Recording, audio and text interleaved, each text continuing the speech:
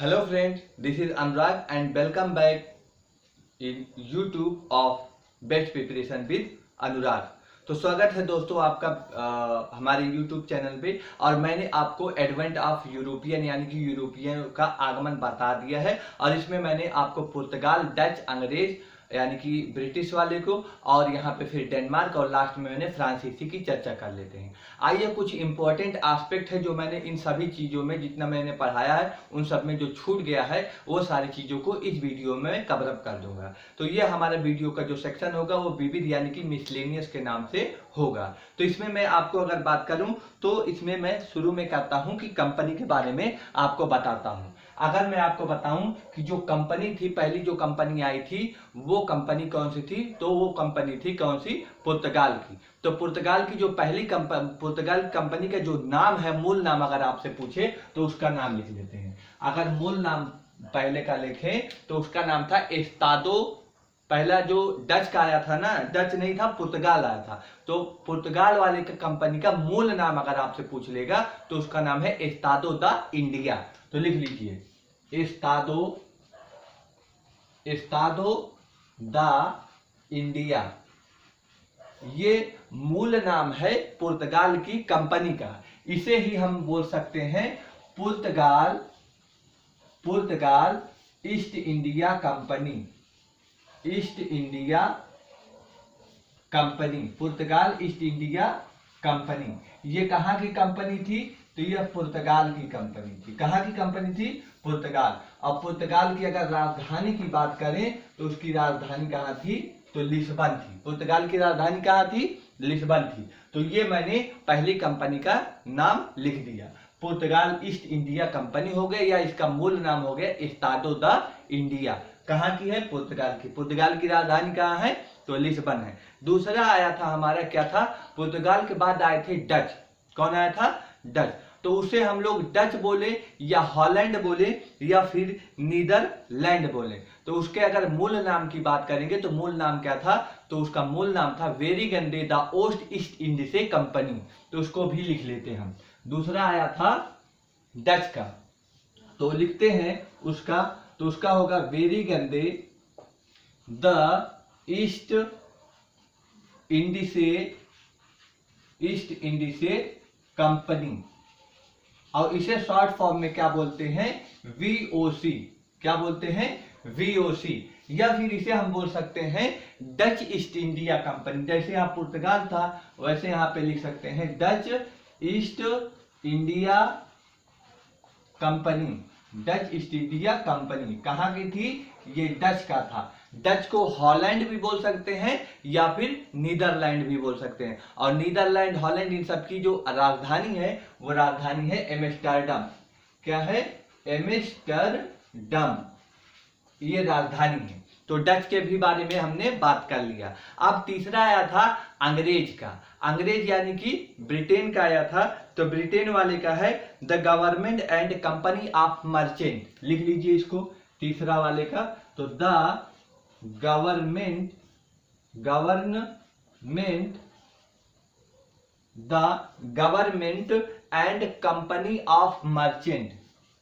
And company of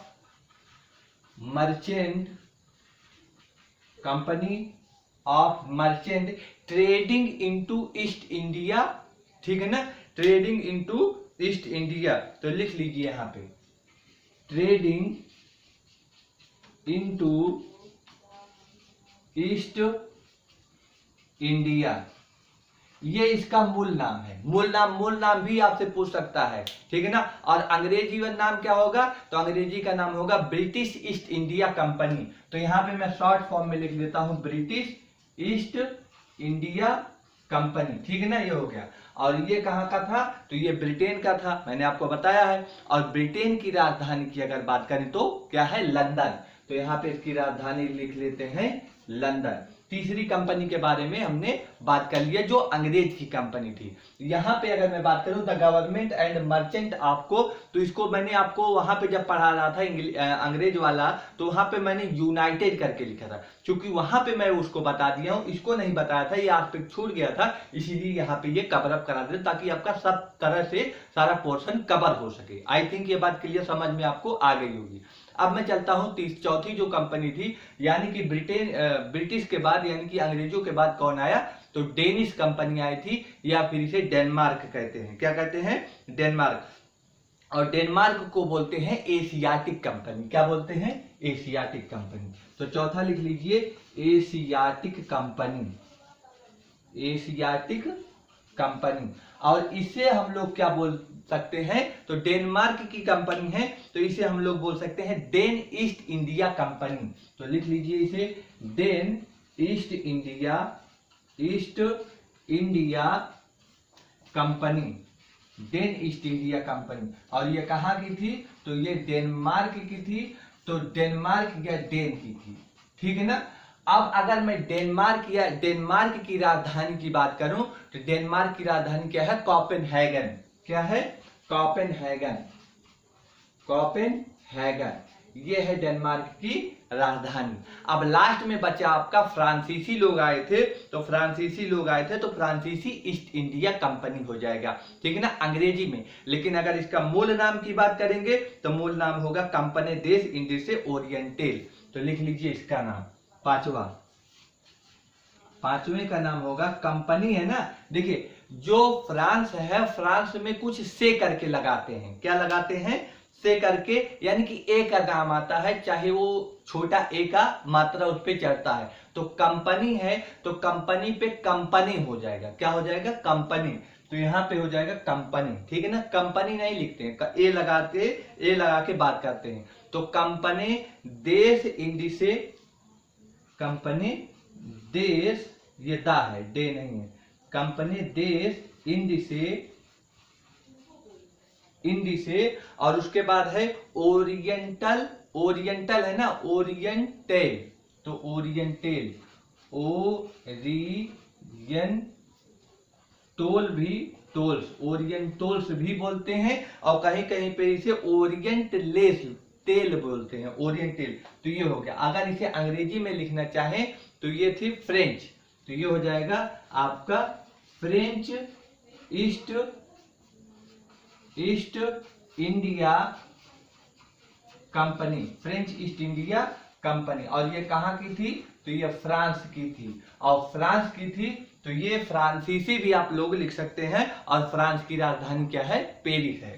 तो ये लिख सकते हैं, इसकी राजधानी पेरिस। तो आई थिंक मैंने आपको पांचों जो कंपनी थी उसका मूल कंपनी क्या था और उसका अन्य कंपनी का नाम क्या था, ये पांचों का पांचों मैंने नाम लिख दिया है। आप लोग इसे अच्छी तरह से नोट कर लीजिए, फिर मैं आपको आगे इसमें छूटे हुए पार्ट को बताता हूं। नोट करिए अच्छे से।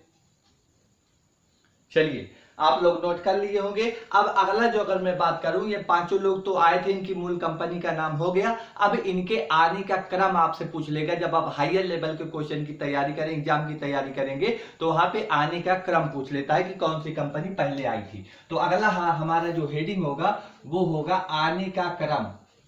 आने का क्रम, किसके आने का क्रम, इन्हीं पांचों का, यानी कि फ्रांस, अंग्रेज, डेनमार्क, डेनिश, इन सब के बारे में बात करेंगे हम। तो पहले अगर आने की बात करेंगे तो पहले आया था आपका पुर्तगाल। कौन आया था, पुर्तगाल। तो लिख लेते हैं जो आया था पहले। तो पहले आया था आपका पुर्तगाल। कौन आया था, पुर्तगाल आया था। पुर्तगाल के बाद आपका आया था कौन, डच आया था। डच, डच को क्या बोलते हैं, हॉलैंड बोलते हैं, हॉलैंड। और डच के बाद कौन आया था, यानी कि इसके बाद आए थे अंग्रेज आए थे।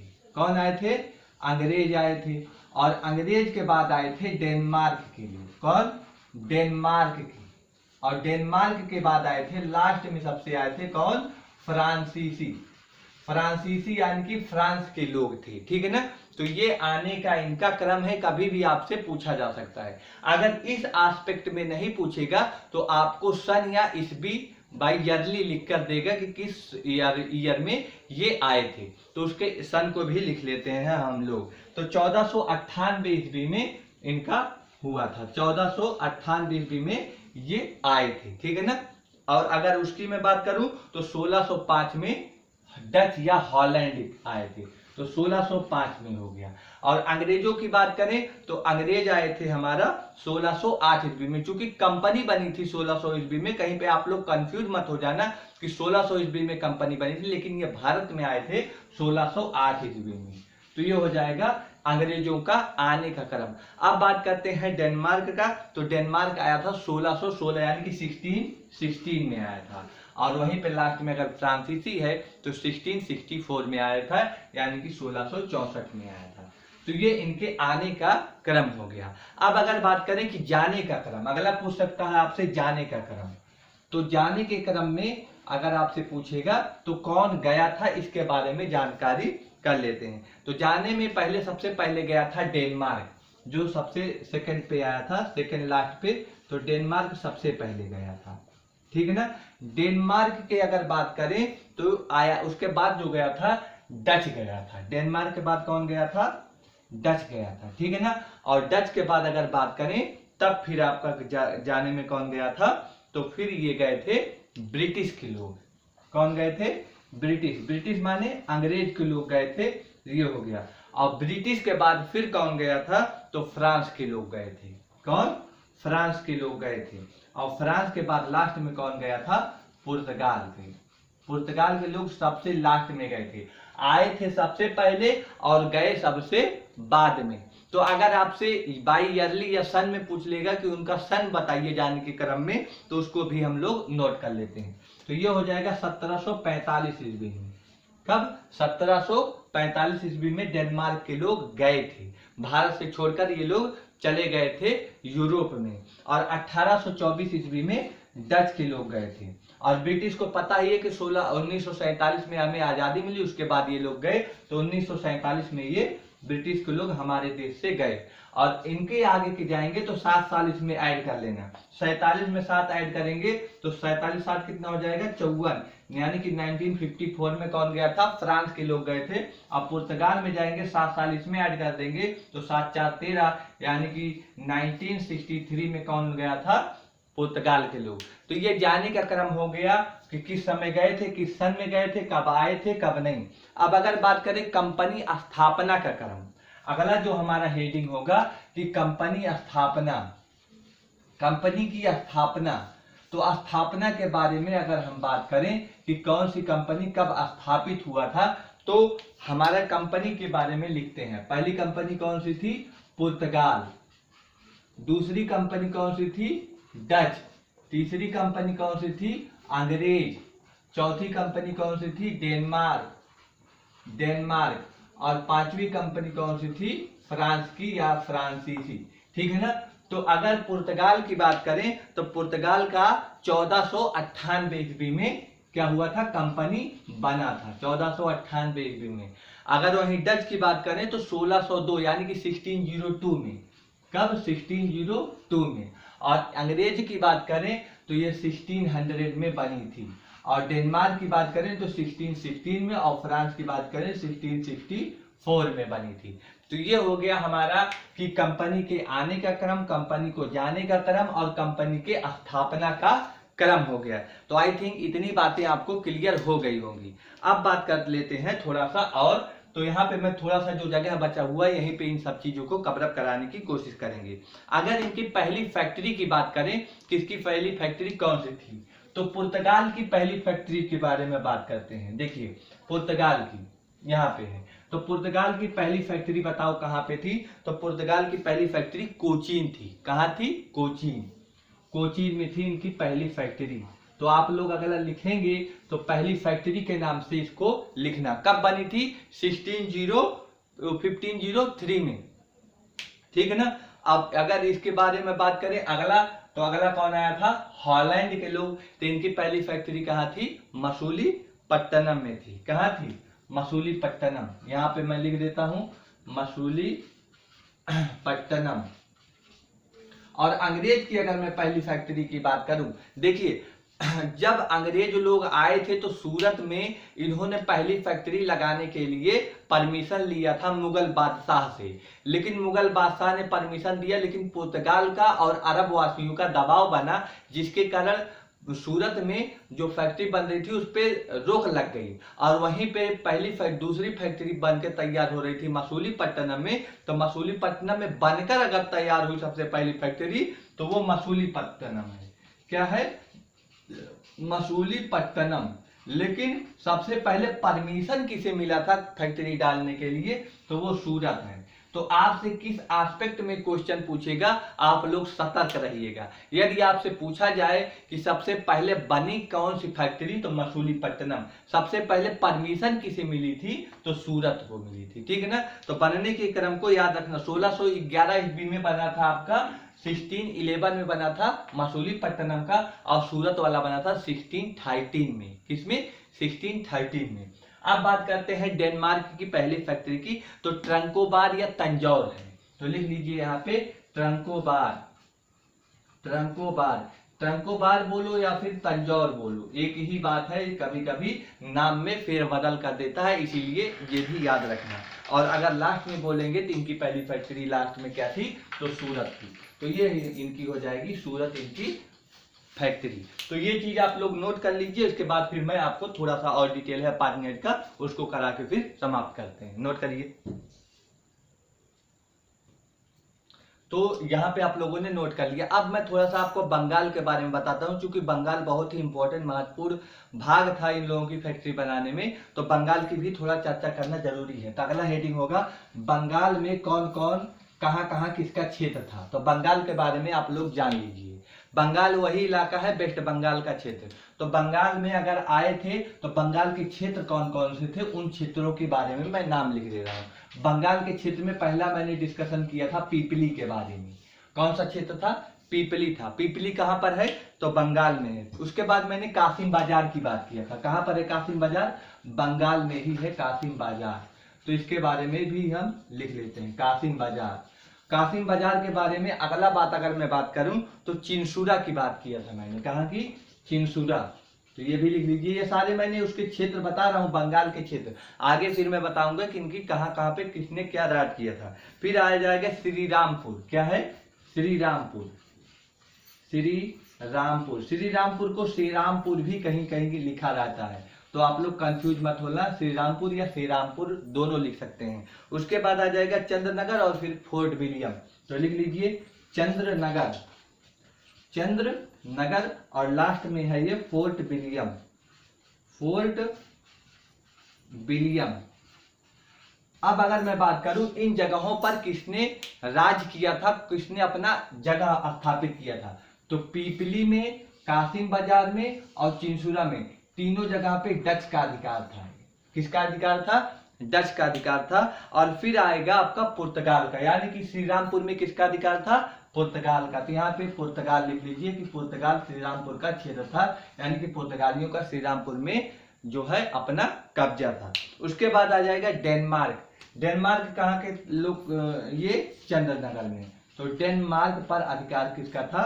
चंद्रनगर का। और फिर आपका आ जाएगा